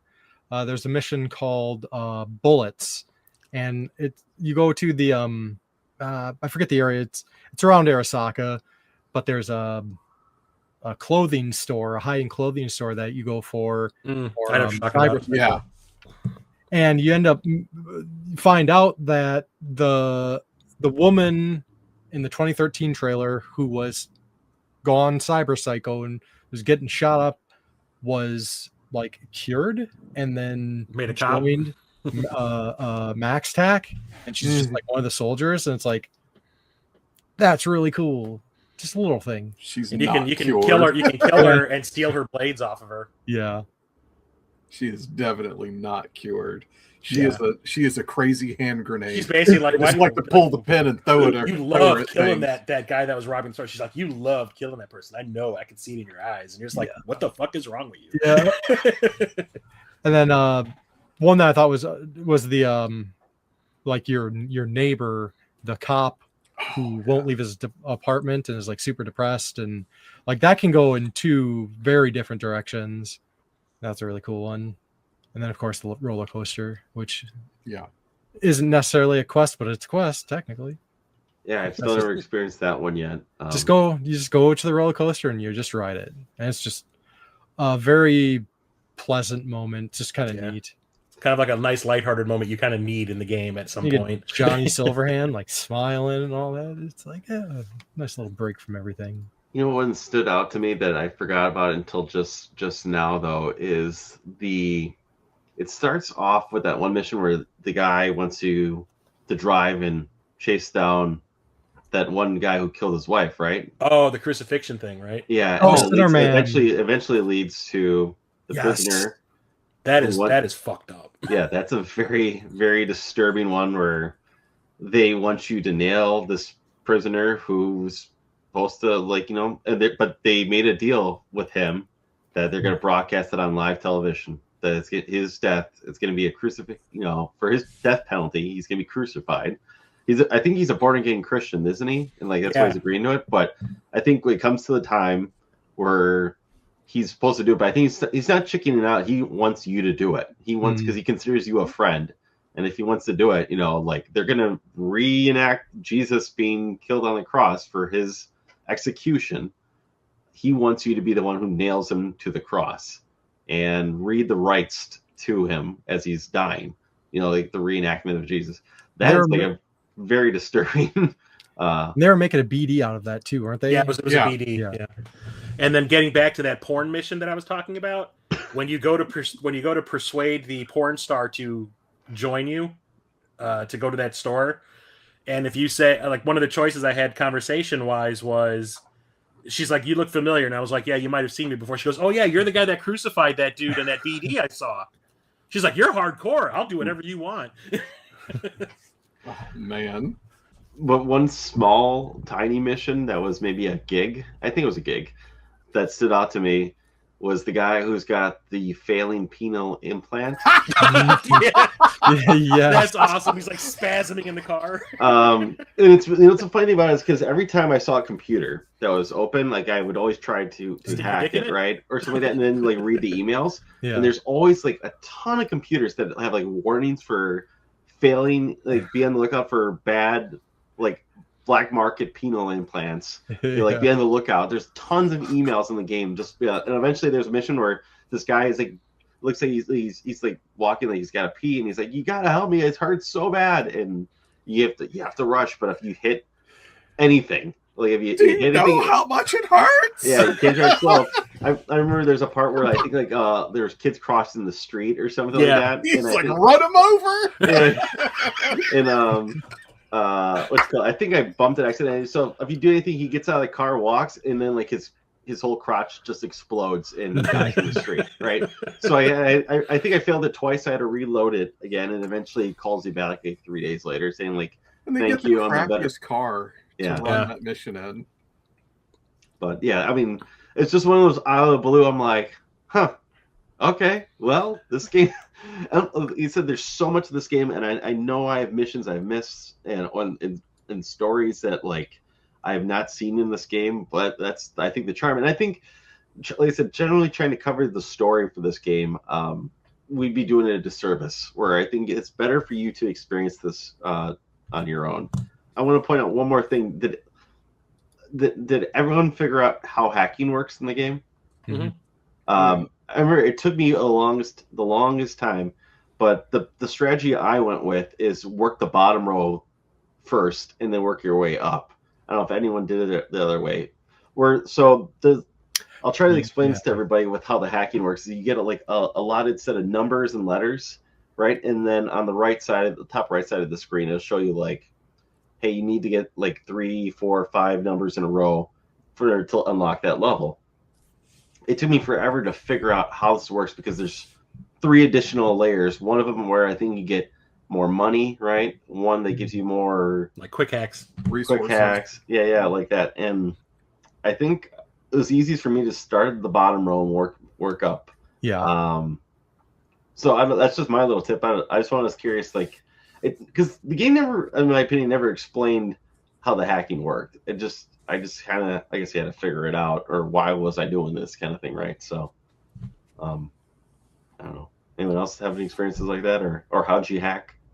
The way I did it was like I would look at things and I'd be like, okay, do I need money? No. Okay, and I'd prioritize like what I needed. But most of the time I would just like look for certain patterns where it's like, oh, this one starts with a 1C and this one ends with a 1C. So I'll try to line those two up together.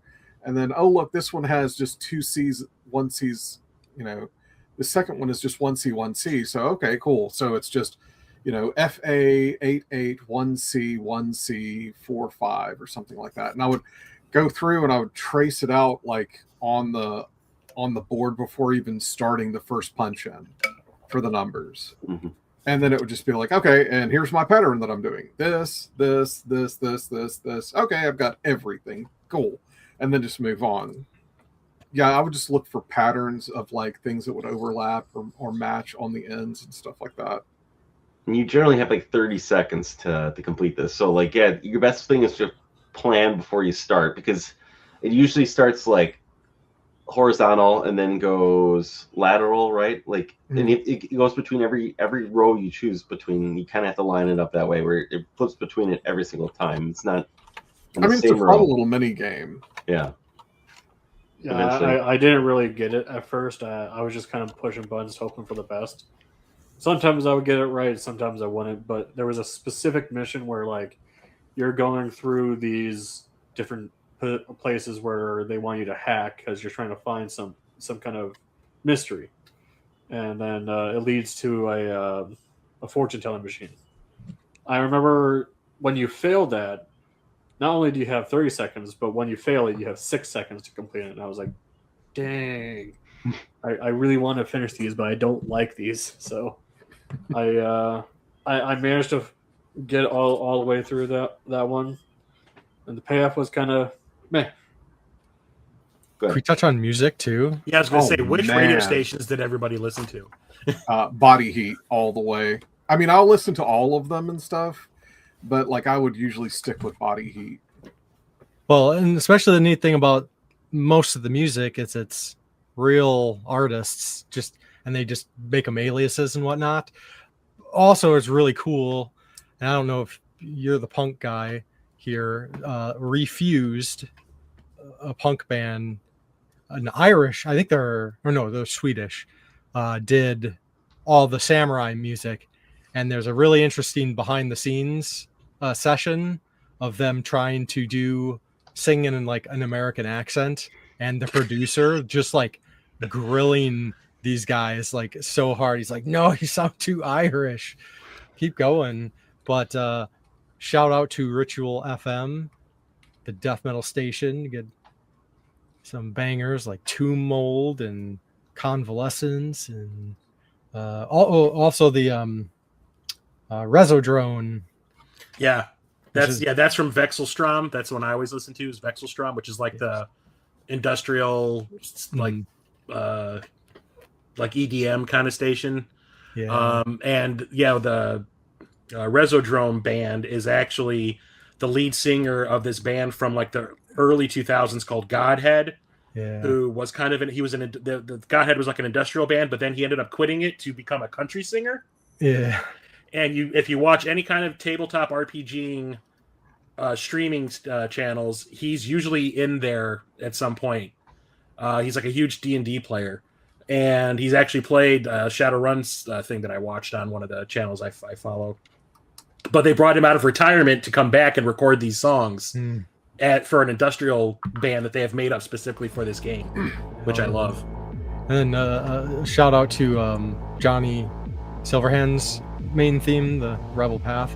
That song is just so freaking awesome, especially when you're doing the assault on the tower. It's like, come on. Yeah. Come on. Yes. Yeah. I do like that version of Never Fade Away that they play over the end credits. Like that really slow version of it.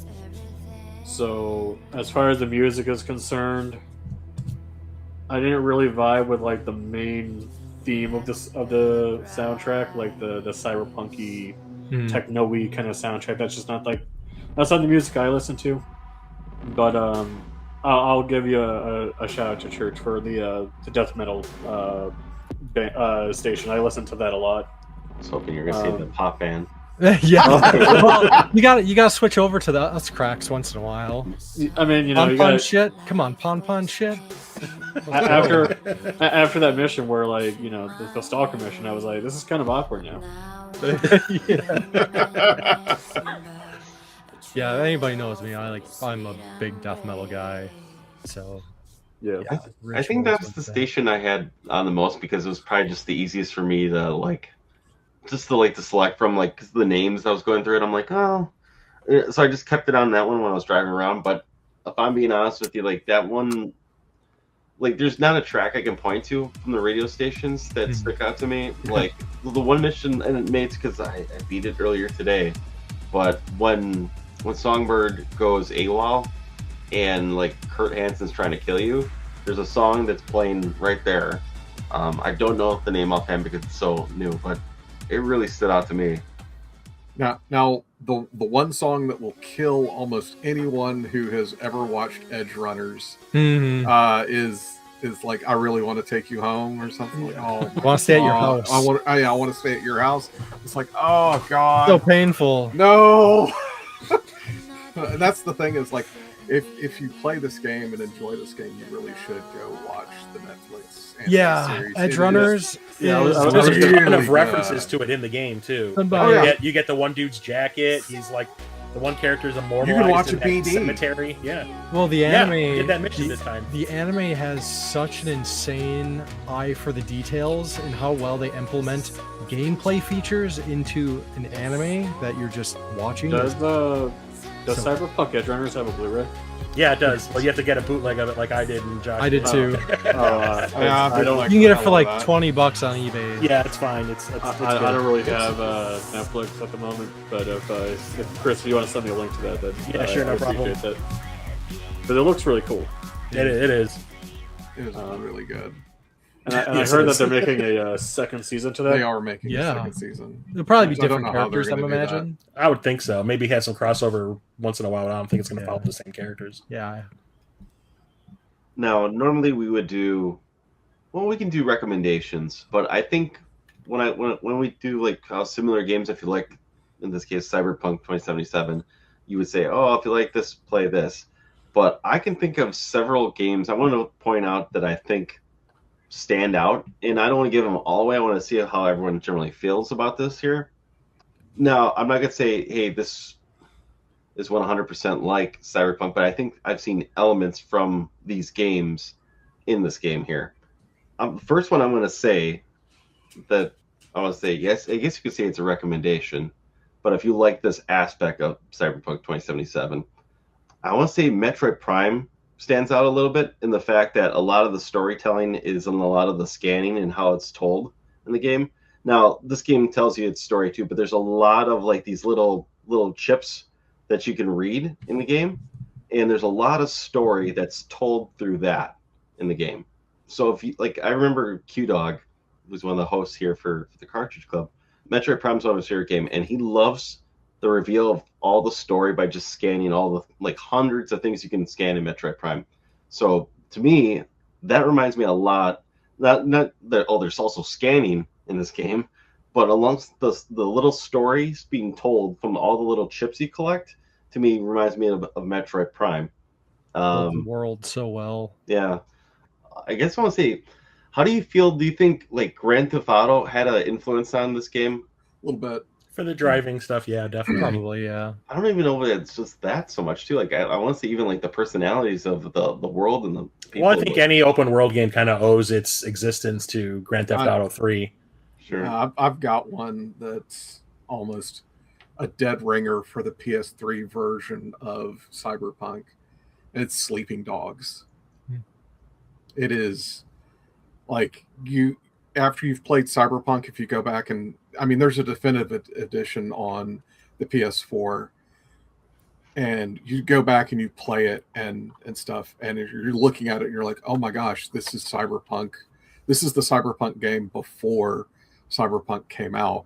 Now you're playing an undercover cop and stuff, and there's still like some really heavy choices. There's racing throughout the game. There's all kinds of different like paths that you're taking. You know, are you leveling up being a good guy in the neighborhood? Are you leveling up being a gangster, or are you leveling up being like a police officer that's undercover and stuff? And you have to balance all three of those all the way through the game. And it's the only bad part about it is like the firearms are really terrible in the game, to the point where it's like you pick up a firearm and it's an M16 and it's completely chrome. There's no details to it at all. It's like you picked up a Lego M16 or something like that, and it's completely chromed out the entire way. And it's like, okay, I get it that they didn't really want to concentrate on firearms that much, but yeah, definitely Sleeping Dogs. I would suggest to anyone who loves Cyberpunk, give Sleeping Dogs a try. I was also getting vibes of like Watch Dogs as well, and especially if like the second game takes place in Chicago, like Watch Dogs also takes place in Chicago, and so I'm like, with the whole hacking thing, that's where I kind of correlate between the two, is the hacking and the fact that it's open world, kind of tech based. Now, Watch Dogs isn't the greatest game in the world. It's kind of meh, but I do think its world is more interesting. Maybe in the second game for Watch Dogs over the first one. I definitely have to say Skyrim is kind of like an influence. You know, the whole first-person RPG thing. That and what was the one that came out before? Morrowind. Immersive sims. Yeah, so that like the first when I first started playing Cyberpunk, that was the first thing that came to mind, was like, oh, they're going for like a you know, a Cyberpunk Skyrim vibe. I'm like, okay, that's pretty cool. And they play very similarly too. Nothing like direct per se, that are in the style or whatnot. There's actually a few games that I haven't played that I hear recommended all the time. The original Blade Runner, the like point and click game, Shadowrun, Sega Genesis version, not for the hacking. I love the Super Nintendo. Deus Ex. I own them both.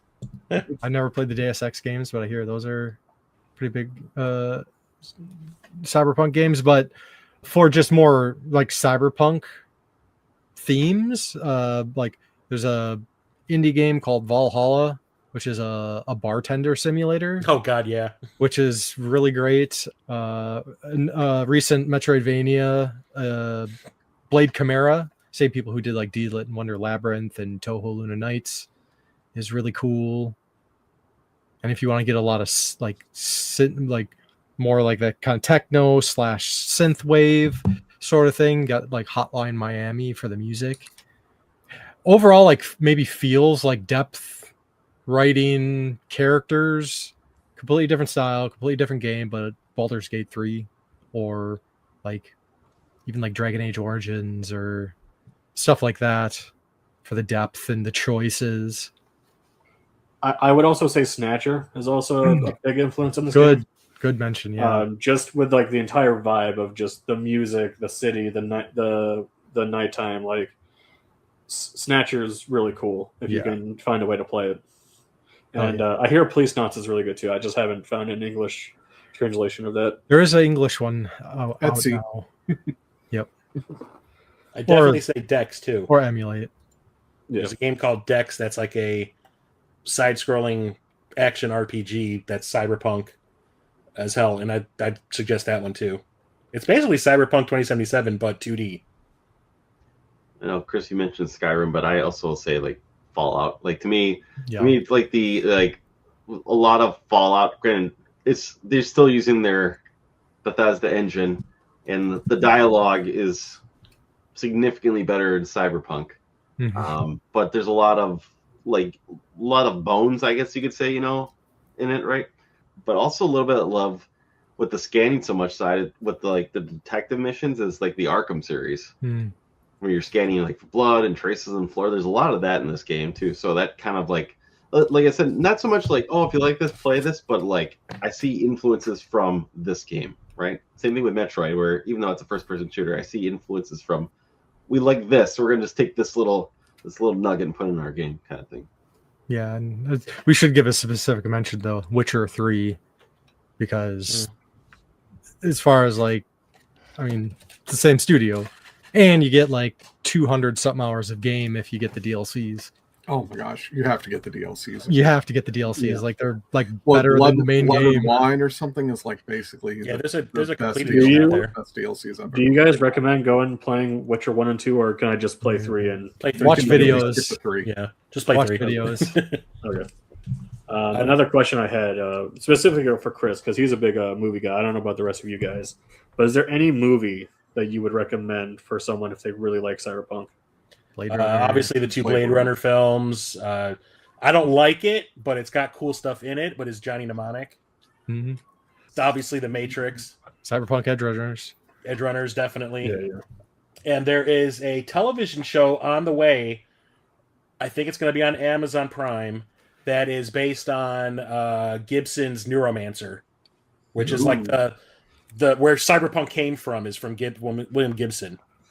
Johnny Mnemonic is based on one of his stories. And yeah, they're doing like a television series based on Neuromancer, which I'm really looking forward to. I would also recommend Akira. Definitely. The bike's in it now. Ghost in the Shell. Yeah, Ghost in the Shell, obviously. Now, I will say for Akira, if you want like the full story, I would recommend go reading the manga, because that's all out now. Yeah, the movie's 500. Movie's only like a part of it. Yeah, And that's 500 not even the volumes of beginning. it. Yeah. The anime of Battle Angel. Oh yeah. Or the manga too. Yeah, the manga too. Yeah, The manga's amazing. If you like Cyberpunk and Berserk, the manga for Battle Angel Alita. I'd like to reiterate that March's game of the month will be the return of March Madness, and this year we'll be covering the Super Nintendo. If you played along or just want to discuss the games with us, make sure to let us know by using the hashtag Cartridge Club on whatever social media platform you frequent. For those of you who want to get a head start on April's game of the month, we'll be playing Okami. May the Force be with you in May, as the CC patrons have selected Star Wars The Force Unleashed as the Star Wars game we'll be playing this season. If you're interested in being a guest on the show, please reach out to us. We're always looking forward to having new community members on to talk about the games they love.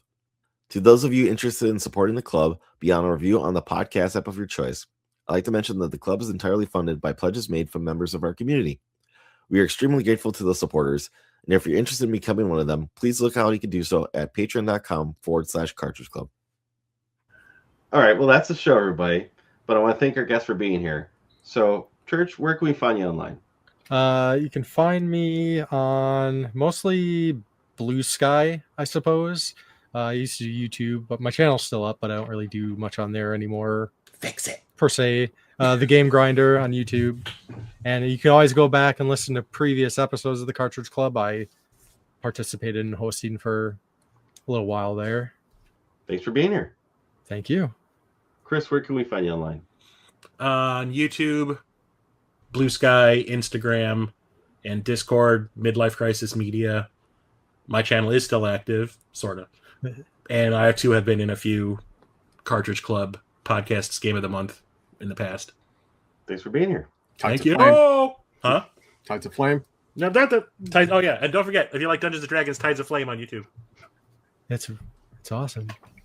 2 of these other guys are involved. What? JChip, where can we find you online? You can find me on Discord. You can find me on Twitter. I'm also on Blue Sky. I'm also on YouTube, but due to recent events, I haven't made a video in like 3 months. So we'll get back into it.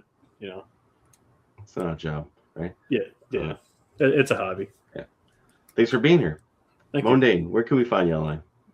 Mainly, you can just find me on YouTube. Although I'm taking like a hiatus this year off of it, just because things come up. Adulting sucks. And then you can also find me on Tides of Flame with Chris being the DM and hopefully giving us a level soon. Yes, we earned it. Don't get your hopes up. As for myself, you can find me on Twitter, Instagram, Blue Sky, and Discord for the Cartridge Club, where I share most of my thoughts about the things I like. Anyways, that's just everyone. Thanks for being here. So long, chooms. Bye. Don't be a gonk. Oh, Nova. DC Unite.